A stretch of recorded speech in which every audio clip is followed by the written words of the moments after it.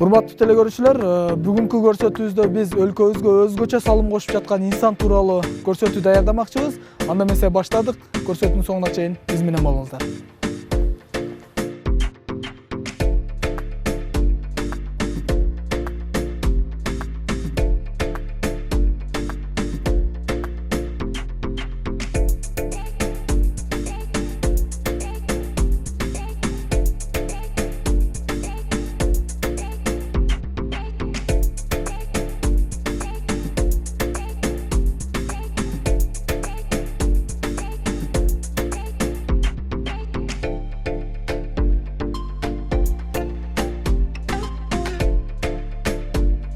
Урматтуу телекөрүүчүлөр, биз азыр ушул Бахадыр агайыбыздын иштеген жеринде турабыз.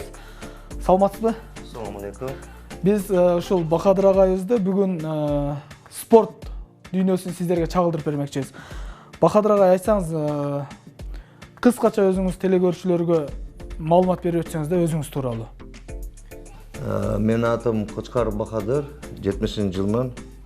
Ошто туулганмын. 8 жашымдан футболдон анимация кылам. Анан эми канча жыл болгон болсо футболдун ичинде жүрөм.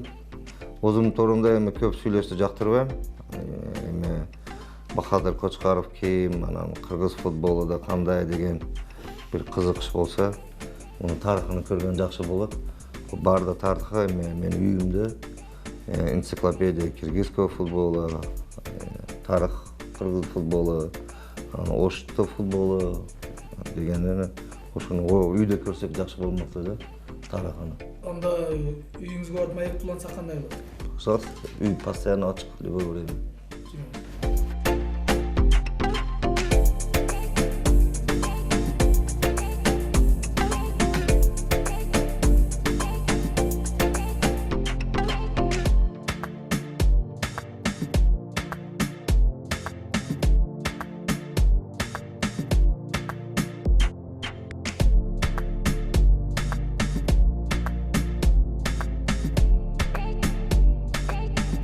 Бахадыр агай, айтсаңыз, бул жерде сиздин жетишкен ийгиликтериңиз, сыйлыктарыңыз, ошо башка өлкөгө барганда алып келген бир ийгиликтериңиз аябай көп экен да. Мындай эсептеп эмес, көргөнгө да убакыт аздык кылып атат да, мындайча айткандачы. Бир өзүңүзгө кызыктуу болгон, эсте калган окуяларыңыз да бар, ошондой эле бир өтө мындай кубанган учурларыңыздан бир айтып бербейсизби? 8-9 жашымда атам алып келген болсо, ошо жылдан бери мына значоктор бар. Ошо Союз пайтдагы значоктор, уну топлоп неткен значокторум бар. Эми биз ойноткон пайтта значок ойнойт эле. Азыр ундай нерселер жок. Азыр грамотага, биз грамота и значок ойногонбуз мына. Мына даже мына көрүп атасыз, солдатский пуговица ойногонбуз. Мына солдатский пуговица. Да, мына союзный солдатский пуговица ойногон. Биякта мана биринчи секундомерим. Мен өзүм секундомер жасап, мында секундомер саат жок эле, секундомерди жасап, өзүм ойлоп ошону 91-92 жылы кылганмын.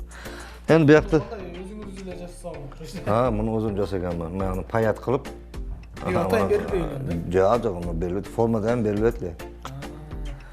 Флажоктарды немеден межробазага барып, алып тиктирип палка кылат элек. Анан келген немени форманы да ошондой. Мына FIFA-нын немеси боюнча мына 97-жылы баштаган болсам, 27 жашымда суйт кылышты баштаганмын. FIFA-да. Ошодон бери 91-де национальный категория, 96 национальный категория алганмын. 93 биринчи категория алганмын 20 жашымда. Азыр мына жылыга берилет, мына 18гече мына ошо. 18гече берилет, лицензия берилет, и анан эмблема берилет.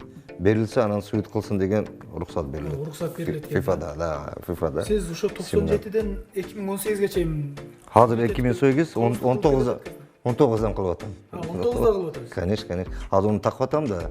Бахадыр Закирович это лучший судья. Бахадыр Закирович бизде эң мыкты калыс болуп эсептелет. Ал менин устатым. Мен ага биринчи жолу келген күндөн тартып мага аябай жаккан десем болот. Анткени анын дүйнөлүк футбол чөйрөсүндөгү кадыры, орду аябай чоң экенин байкадым. Окуучуларга болгон мамилеси, үйрөтүүчү ыкмалары да аябай сонун болчу. Ошондуктан мен аны өз атамдай көрөм. Мен дал ушул агамдай болуп, дүйнөлүк деңгээлдеги калыс болгум келет. Анан биякта топтор бар, мына Бразилиядагы топтор, суйт кылган топтор, булар Бидалдар. Тиги Йоханнесбургда Мехико, Африканын оюнун суйт кылгандан ачылышын суйт кылганбыз. Тарыхый оюндар. Биякта көп сүйлөсөк көп убактам кетип болсо, жетип болсо керек.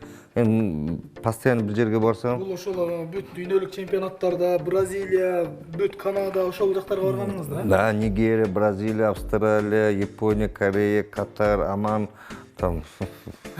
Канча мамлекетке бардыңыз ушул футболдун артынан? Мен бир Эсиңизде калганын айтып берсеңиз. 100дан көп болсо керек. 100дөн. Демек, бардык эле мамлекетке барчысыз. Көпчүлүгү экинчи круг, үчүнчү кругдан уже. Япония, Корея, Австралия. Кудайым ошондой эле рыксты берип койгон экен. Суйт кылып жүрөбүз азыр эми. Ушул жерде бир суроо да, эми ушунча мына бул чоң аябай Кудай Таала тарабынан берилген бакыт да. Бул бардык эле адамга бериле бербейт менин оюмча. Ооба. Бардык эле мамлекетке да бериле бербейт мисалы. Мен айтайын эми ушул нерсеге кандай туш болдуңуз? Мен биринчи Кантип футбол дүйнөсүнө келип калдыңыз? мен ойлойм биринчи очурда атам сабап болсо керек. Атам 8 жашымда стадионго барган. Анан жана барбар занимация кылып, анан кийин футболго бардым. Футбол ойнадым, ошо школа футболда азыр ошол жакта директор болуп иштеп атам. Ошол жерде баштап футбол ойноп, анан армияга кеттим, армияда футбол ойноп, жактан келдим. Анан биякта Алай командасынын сборыга бардым. Кандай бир себептер менен өтө албадым. Ойлодум, барбыр футбол ичинде болушум керек деп, анан 91-жылы балдарды Бишкекке барып, биз Ош курама командасына ошол жактан бир калыс келбей калды, суйт кылып берген деди. Анан суйт кылып, анан Альберт Иван Широков деген адам бар эди, ошого жакып калдым. Ошо анан айтканда, сен суйт кылышың керек. Келгенине мен 2 жыл болуп атат. Ошо 2 жылдын ичинде көптөгөн өзүнүн башынан өткөн нерселерин үйрөткөн. Жумасына 3 жолу сабак өтөбүз. Калыстар мектебинде. Ал 2 күн теория өтөбүз, 1 күн практический занятие болот. Практически. Ошондо теория күндөрү только теория жөнүндө өтөт. Өзүнүн башынан өткөн нерселерди айтып берет. Кай жерлерге барып, кандай ситуациядан чыгып кеткендерин. Анан воскресенье күндөрү практикага келгенде кандай чуркашты үйрөтөт, движенияларды үйрөтөт. Например, свисток менен иштешти үйрөтөт. Флажок менен иштегенди үйрөтөт. Өзүнүн жакшы нерселерин үйрөтөт только.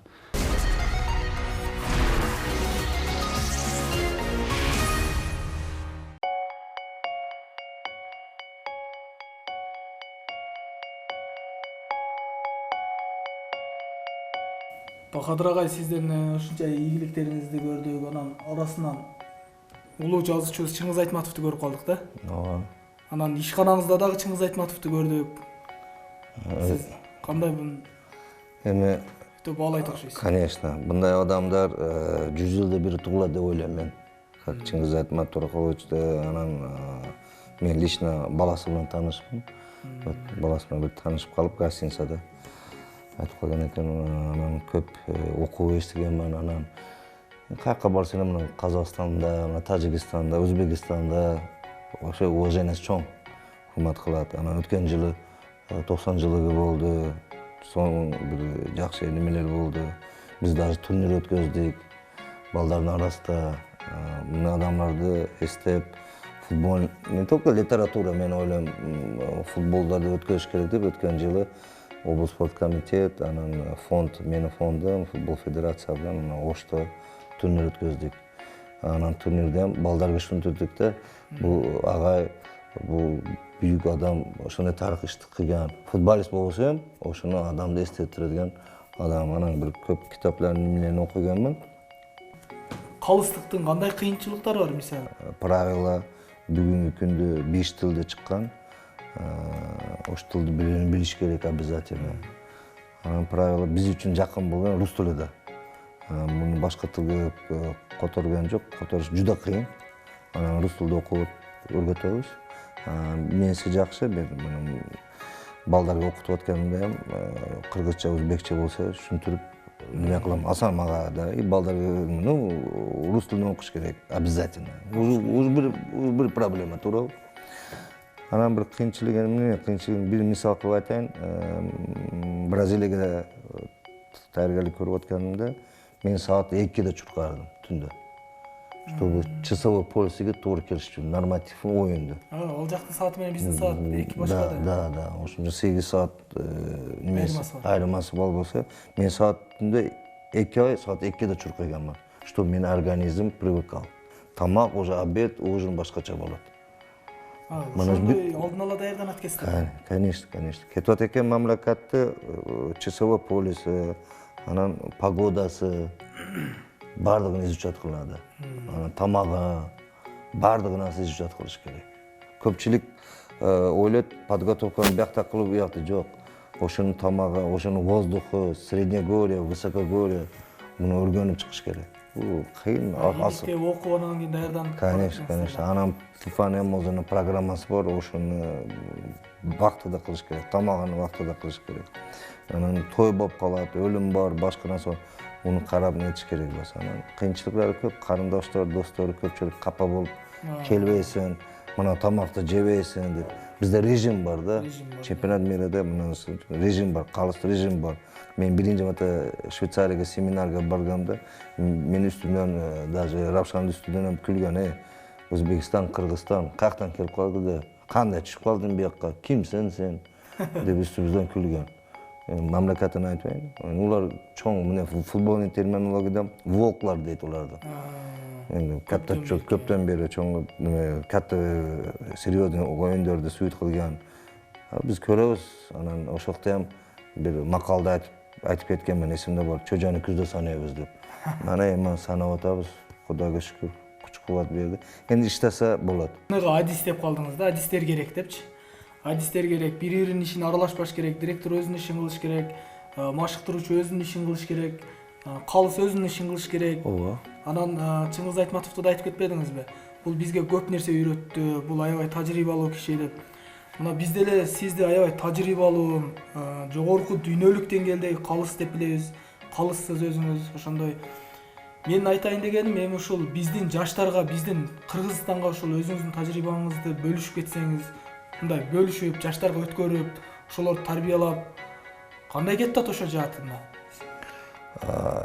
Бар, учениктер бар. Уже 2 жылдан бери Ош шаарында калыстар мектебин ачканбыз. Академияда 1 жыл учетта сабак берип атам. Азыр бир 2 бала уже, 2 бала десем болот. Таяр, фамилия атын айтсам болот. ФИФАга калыстыкка таяр десе болот, беришибиз керек. Балдар даярдык көрүп атабыз. Обязательно бул мусулманчылыкка туура келбейт, алып кетиш, өргөтүп кетиш керек. Балдарды өргөтөм деп атам. Академияда теоретический занятиясы бар, анан воскресенье физический подготовкасы бар. Туурабы? Сиз эми негизги жумушуңуз калыстыкта. Кудайга шүкүр, ооба. Ошо калыстык боюнча бир аз түшүндүрмө берип өтпөйсүзбү? Көбүнчө эле мисалы мына дүйнөлүк оюндарда деле баягы апсайт маселеси аябай көп козголот. Ошону түшүндүрүп өтпөйсүзбү? Эми апсайт кандай десем болот? Кандай положение? Айткыла, мен любой положениени айтып берем. Эми азыр правилада мындай болот да.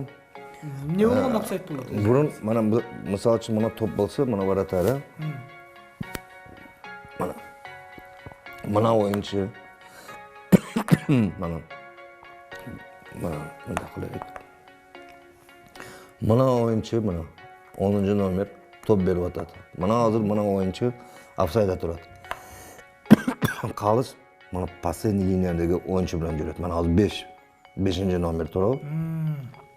Мына топ берип атат бияққа. Бу апсайд. Топ 8-номерге барса. Но апсайда турат. Топ мен карап гол болса апсайд бас. Почему? Потому что топ Бул кайсы бул жакта туруш керекпи негизинен? Жок, бал турупту, майли туросуң. Мына апсайд азыр мына. Мынга топ барса. Майылга түшсө апсайд бас. Тиги буна 8 бияққа жылса апсайд. Турса апсайд бас. Бурун бир 8 жыл, 10 жыл алдын Топ бияққа барсам офсайд dedi. Hazır жди смотри деген нәрсе бар. Мынау жди смотри, күттіріш керек. Топ барып түшүшү мүмкүн. Анан бул топту барып тебе, мына 9 бияққа келип калса офсайд жок. Бул жактан келип калса, Да, мул офсайдда турат өзү, но топты ойнаган жок. Топты ойнаш керек деген жери бар. Бул бир. эгер ойносо эле офсайд болот экен. Да, топ түшсө, аягы бүтүгө же башыга тийсе. Üçüncü номер теп атат. Мына офсайдда турат 8 жана. Вратар тосуп атабы? Тосуп атат, туура. Мына офсайд турат, мына вратар тосуп. Тиги биякта туруп вратарга тепсе, офсайд жок. Топ кайтып келсе офсайд. Буга тип калса да офсайд болот. Конечно. Ундан алдын, потому что он биякта турду. Офсайдда турду. Мана. Последний номер 5. Бул калыс ушуну карап турат экен. Oyuncu. Toptan aldın kiriş gerek bas. Топ өткөндөн кийин анан Да, или параллельно. Топ тепилген экен, мана 5 теп атабы? Мана тепти. И кирди, проблема жок. Топтон биринчи кирсе офсайд болот экен демек, эреже бузулат. Да. Ошон үчүн мына нашы караш керек. Бунун жумушу жуда кыйын, потому что биякта офсайдды карап атат, а биякта фолан болушу мүмкүн, биякта. Пенальти болушу мүмкүн. Анан гол дем караш керек.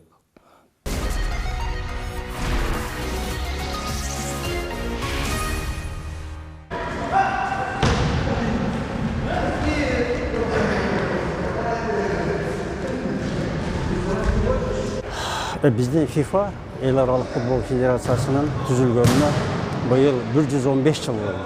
1904 жылда түзілген федерация. Бұл 115 жыл болды. Қырғызстанның тарихында 115 жылда, 115 жылдың içinde бұл бала Қырғызстанда болып көрбөгөндей из калтырды, как футболдың қалыс қатары. Себебі бұндай адам біздің СССР малындағы бір чемпионатқа екі жыл қатарынан барып ондогон ойындарды қалысты қылыш, бұл СССРдин тарихында да мындай болгон эмес. Жөнөкөй эле бир нерсени айта турган болсок, акыркы эки чемпионатка Казакстандан, Түркменстан, Тажикстан, даже Россиядан дагы чоң мамлекеттерден барса бирден адам болду, Казакстандан таптакыр адам болгон жок. А биздин Бахадыр Закирович эки чемпионат мирде 15 оюнга калысты кылды. Аны эми мындай нерсе өзүнөн өзү белгилей бербейт. Мен bu kişini akırı 25 yılda bilgenim. Bu исключительно özünün mehneti menen, özünün şu futbolu süygöndüğü menen gana uşul nerselerde tüz dep aytam da.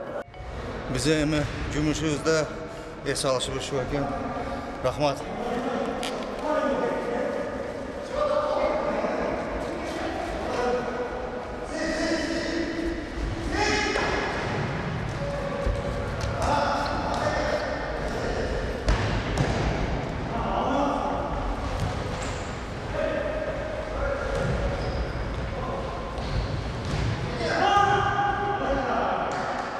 Урматтуу телекөрүүчүлөр, өзүңүздөр күбө болгондой, Бахадыр агайыбыздын жетишкендиктерин, ийгиликтерин санап бүткүс экен.